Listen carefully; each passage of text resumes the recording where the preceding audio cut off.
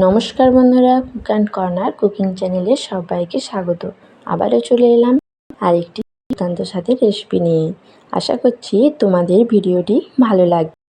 রেসিপিটি খেতে সুন্দর, দেখতেও সুন্দর।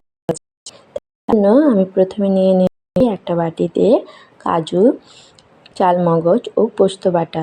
আর একটা বাটিতে নিয়ে নিয়েছি পেঁয়াজ বাটা, নিয়েছি এক বাটি দই আর কয়েকটা কাঁচা লঙ্কা।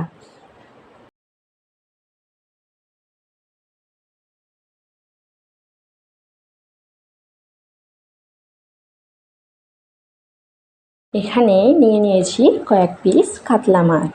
এগুলোকে ভালো করে নুন হলুদ মেখে নেব।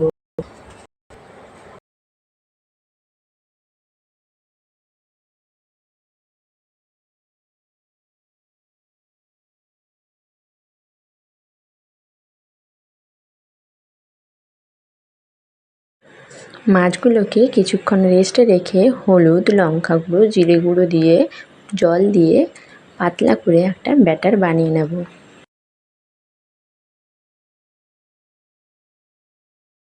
এরপর কড়াইতে তেল দিয়ে মাছগুলোকে একে একে ভেজে নেব।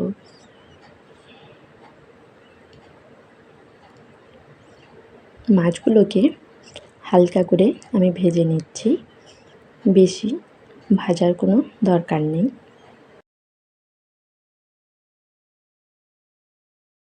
এরপর ওই তেলে কাঁচা লঙ্কাগুলো হালকা তেলে ভেজে নেব। তারপর পেঁয়াজ বাটা দিয়ে দেব। পেঁয়াজ বাটাটা দিয়ে আলতোভাবে কষিয়ে নেব। কষতে তোমাদের দই কাতলা খেতে খুবই সুন্দর। আমি দই কাতলা রেসিপি বানাচ্ছি, এটা খেতে খুবই সুন্দর। এরপর আমি ব্যাটারটা দিয়ে দেব এবং কষিয়ে নেব। তারপর বানিয়ে রাখা পোস্ত, চালমগজ ও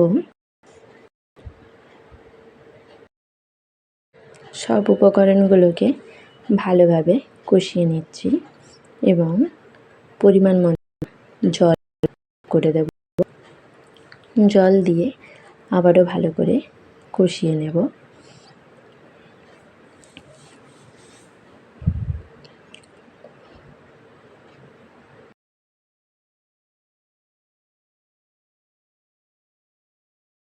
মশলা ফুটে এসেছে, এরপরে আমি মাছগুলোকে অ্যাড করে দেব।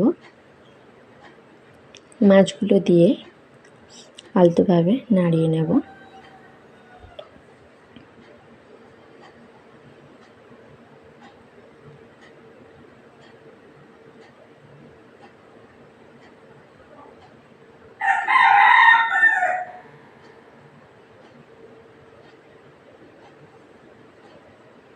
এরপর আমি দই অ্যাড করে দেব।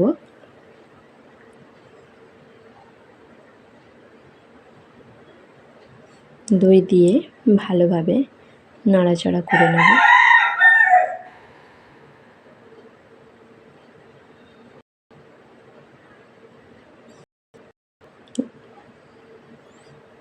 যেহেতু আমি প্রথম থেকে লবণ অ্যাড করিনি, সেই জন্য পরিমাণ মতো লবণ অ্যাড করে দিলাম এবং পরিমাণ মতো চিনিও অ্যাড করে দিলাম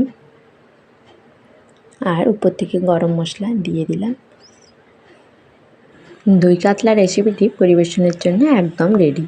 ভিডিওটি ভালো লাগলে অবশ্যই সাবস্ক্রাইব করবে এবং আরও ভিডিও পাওয়ার জন্য কমেন্ট করবেন।